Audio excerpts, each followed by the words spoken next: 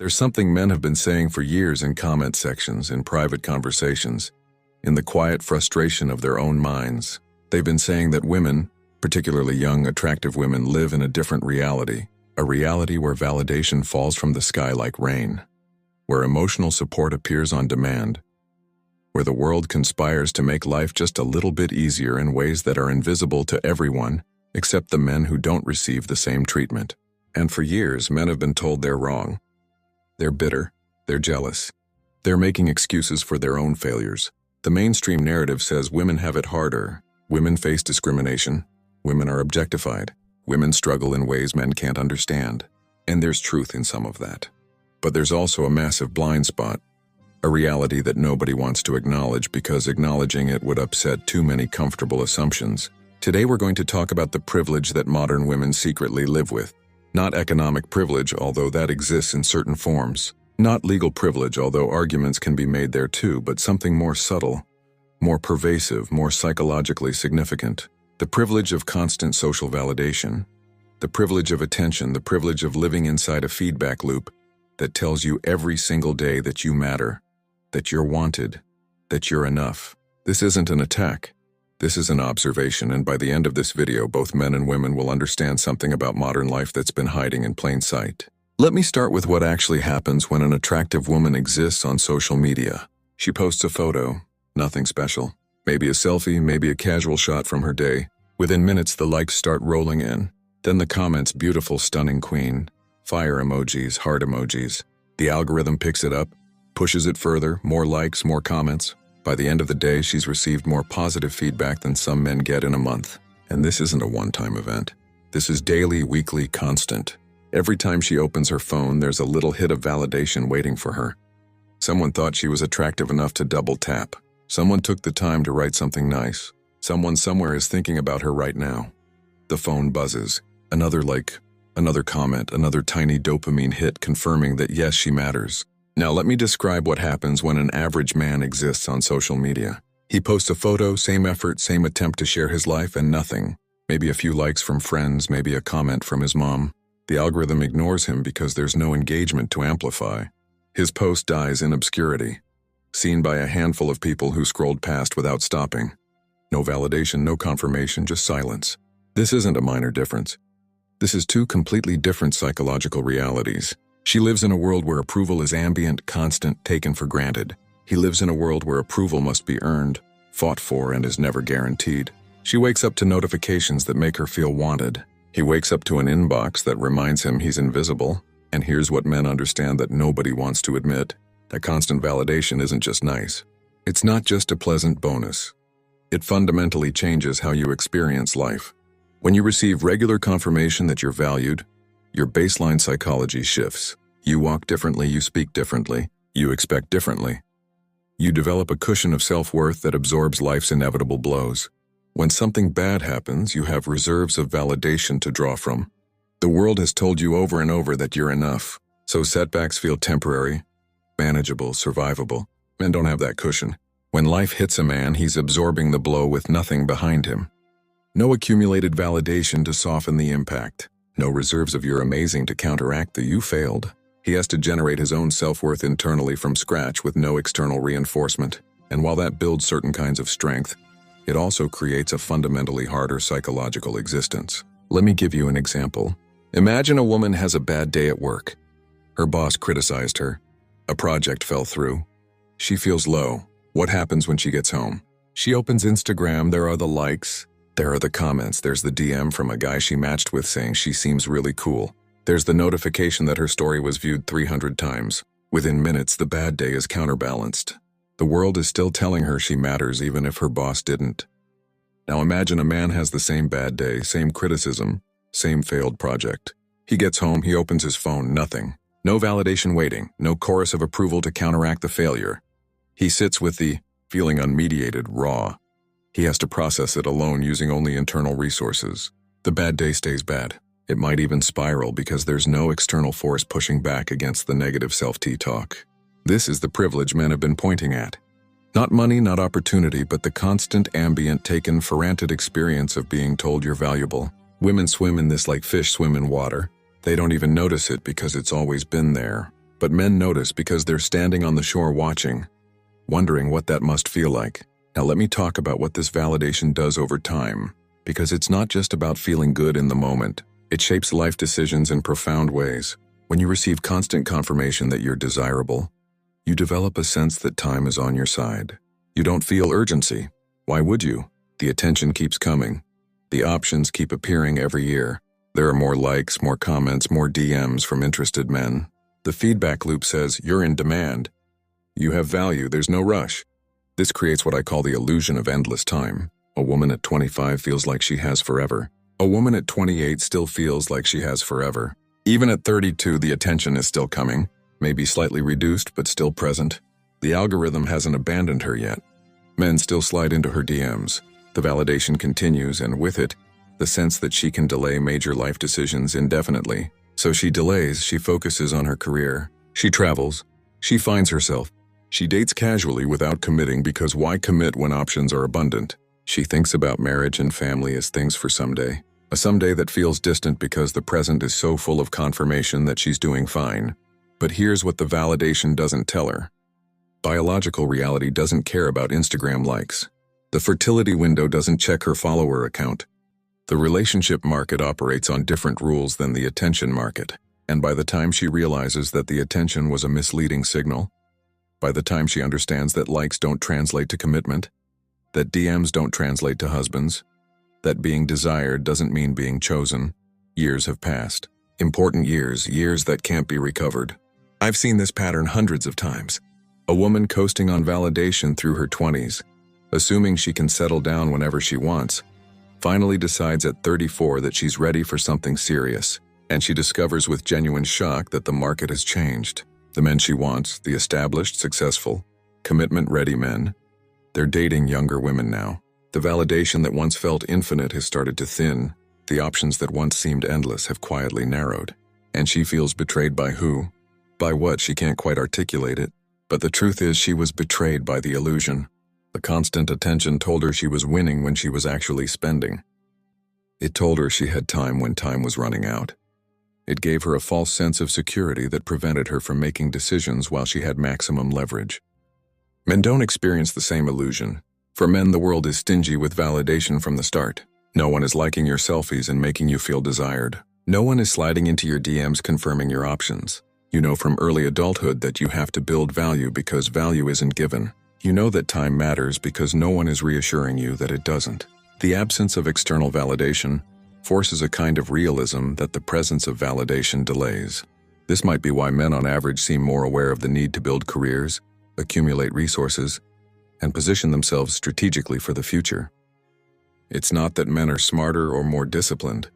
It's that men don't have a cushion of attention telling them they can relax. The pressure is felt immediately, so the response comes earlier.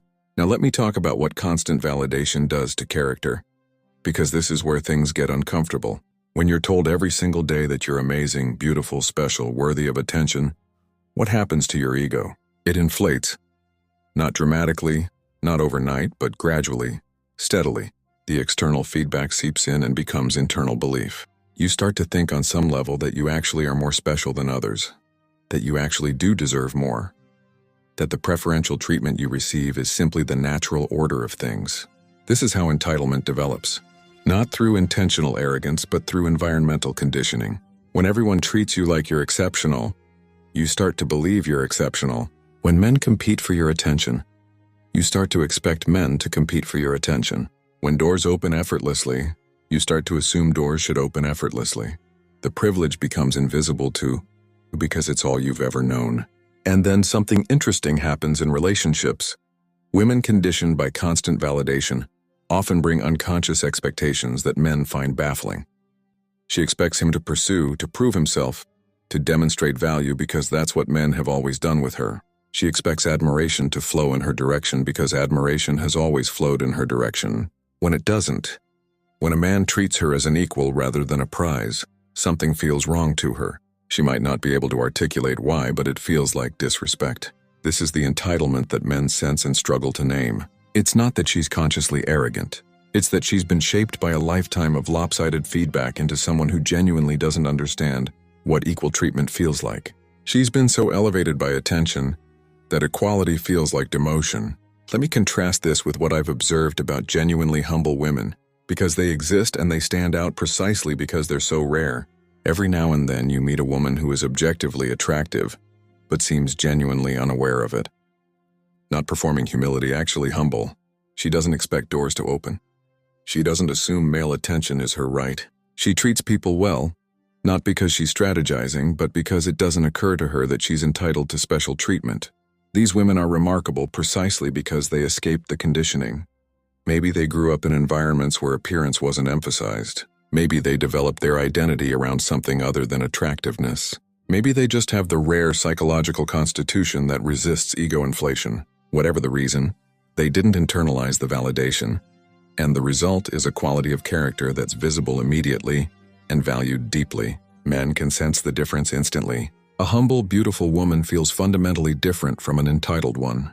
The humble one is easy to be around. The entitled one creates constant low-level stress. The humble one treats relationships as partnerships. The entitled one treats relationships as performances where she's the star. The humble one is grateful. The entitled one is expectant. And here's the tragedy. The entitled woman usually has no idea. She thinks her expectations are normal because within her reality they are normal. She's never been told otherwise. The world has catered to her for so long that catering feels like baseline. She'll read this and think that's not me, but the very fact that she can't see it is proof that it is her. Let me talk about what social media has done to amplify all of this, because the dynamic I'm describing isn't new. Attractive women have always received more attention than others. But social media has put gasoline on the fire. Before Instagram, an attractive woman received validation in person, at parties, at work, walking down the street. This was significant but limited. She could only be in so many places, interact with so many people. The validation was bounded by physical reality. Now she carries a validation machine in her pocket. She can receive confirmation of her desirability from thousands of people across the world at any moment. The scale has exploded. The feedback is instant and constant. She never has to wonder if she's attractive because her phone tells her every few hours. The cushion of validation that once came from occasional compliments now comes from a fire hose of digital approval. And this creates a power imbalance in dating that neither side fully understands. She walks into a date with 500 recent notifications telling her she's wanted. He walks in with whatever internal confidence he's managed to build from scratch. She's been pre-warmed by attention. He's starting cold, she has abundance. He has scarcity. The psychological positions are completely unequal before a single word is exchanged. This is why modern dating feels so broken for men. They're not competing against the guy across the table. They're competing against a phone full of validation that tells her she has infinite options. They're fighting for attention from someone who's drowning in attention. They're trying to be special to someone who's been told she's special 1,000 times this week. And the women, they're often confused about why relationships feel unsatisfying, why men seem low effort, why nothing quite lives up to the hype. They don't realize that the hype itself is the problem. The validation has inflated their expectations to levels that reality can't match. They're comparing real men to the fantasy composite built from thousands of admiring strangers. No actual human being can compete with that. Let me talk about the trap, because everything I've described sounds like advantage, privilege, a good deal. But there's a dark side that takes years to reveal itself. Validation feels good in the moment, but creates long-term risks. The first risk is the timing illusion I already mentioned. Attention makes you feel like you have forever, and then you don't. The second risk is the dependency it creates. When you're used to external validation, you become unable to generate internal validation. Your self-worth becomes contingent on the approval of others. And when that approval fades, as it inevitably does with age, you're left with nothing. I've met women in their 40s who are clearly beautiful in their youth. You can still see it, but the attention has dried up. The likes don't come like they used to. The DMs have slowed to a trickle, and they're in psychological crisis. Not because anything bad happened to them, but because the validation that structured their entire self-concept has been withdrawn. They don't know who they are without it. They never developed an internal sense of worth because external worth was always available. This is why I say the attention is a trap. It feels like a gift, but it's actually a loan that comes due later in life with interest. The woman who builds her identity on being desired will suffer when desire fades. The woman who relies on external validation will crumble when external validation dries up. The privilege of youth becomes the poverty of middle age if nothing deeper was built. Men, meanwhile, often improve with age, not because men are superior, but because men were forced to build internal value from the start. The man who developed his career, his character, his competence, these compound over time. He's more valuable at 40 than he was at 25. His trajectory is upward while hers is often downward, not because of unfairness, but because of the different investments made in youth. This is the brutal asymmetry of modern dating markets. Women start with abundance and trend toward scarcity. Men start with scarcity and trend toward abundance. If they build correctly, she peaks early on external validation, he peaks later on accumulated value, and somewhere in the middle their trajectories cross. But by then she's often confused about why her advantages disappeared. And he's often not interested in someone who didn't value him when she had other options. Let me address the awareness issue. Because everything I've said so far could be seen as an attack on women. It's not. It's an observation about dynamics that affect women whether they're aware of them or not. And awareness is actually the way out. A woman who understands these dynamics can navigate them intelligently. She can enjoy the validation without letting it distort her perception of time. She can appreciate the attention without letting it inflate her ego. She can recognize that likes and DMs don't translate to commitment or long-term value. She can make relationship decisions based on actual compatibility, rather than waiting for something better to come along in her feed.